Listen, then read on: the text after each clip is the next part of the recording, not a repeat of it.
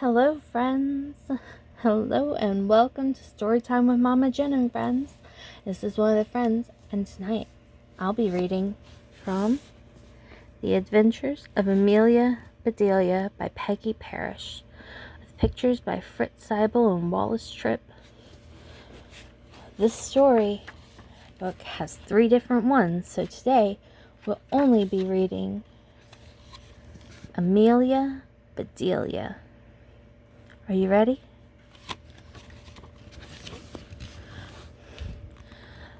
Oh, Amelia, Bedelia, your first day of work, and I can't be here, but I made a list for you. You do just what the list says, said Mrs. Rogers. Mrs. Rogers got into the car with Mr. Rogers.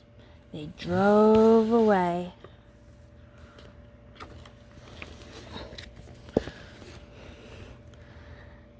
My, what nice folks. I'm going to like working here, said Amelia Bedelia.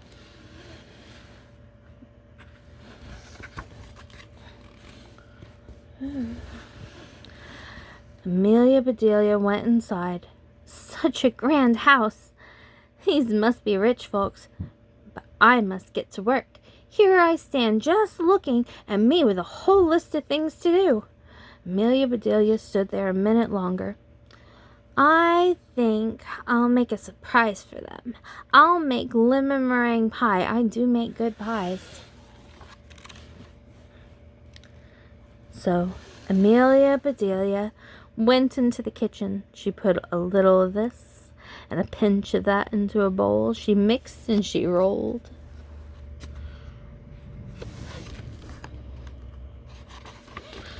Soon her pie was ready to go into the oven.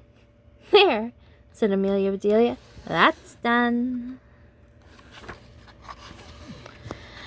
Now, let's see what this list says.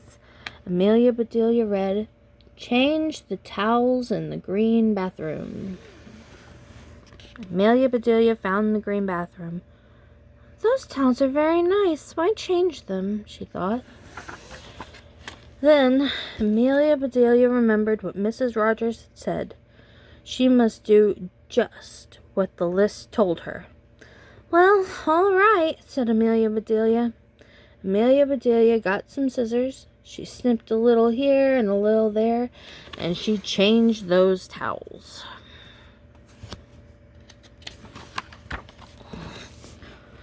There, said Amelia Bedelia. She looked at her list again. Dust the furniture. Did you ever hear tell of such a silly thing?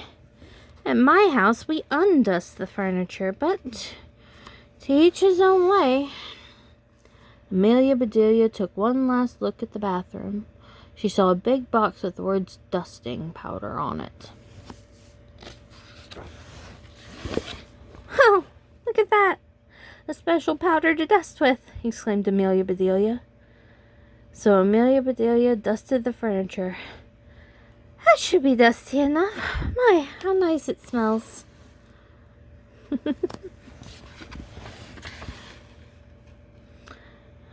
Draw the drapes when the sun comes in, read Amelia Bedelia. She looked up. The sun was coming in. Amelia Bedelia looked at the list again. Draw the drapes. That's what it says. I'm not much of a hand at drawing, but I'll try. So Amelia Bedelia sat right down and she drew those drapes.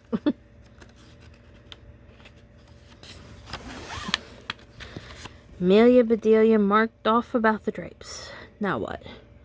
Put the lights out when you finish in the living room. Amelia Bedelia thought about this a minute. She switched off the lights, then carefully unscrewed each bulb.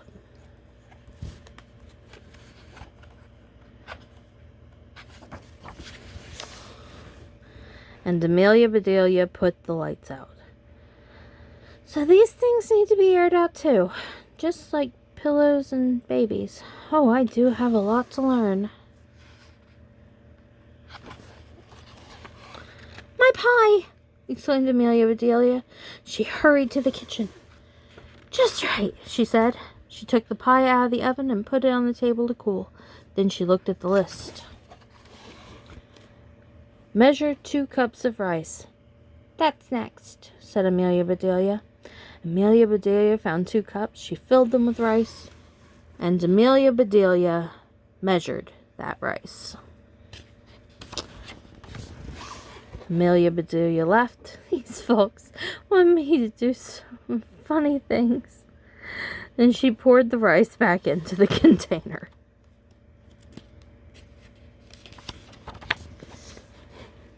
The meat market will deliver a steak and a chicken.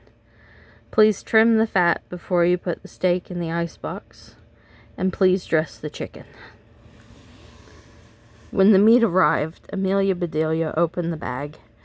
She looked at the steak for a long time. Yes, she said, that will do nicely.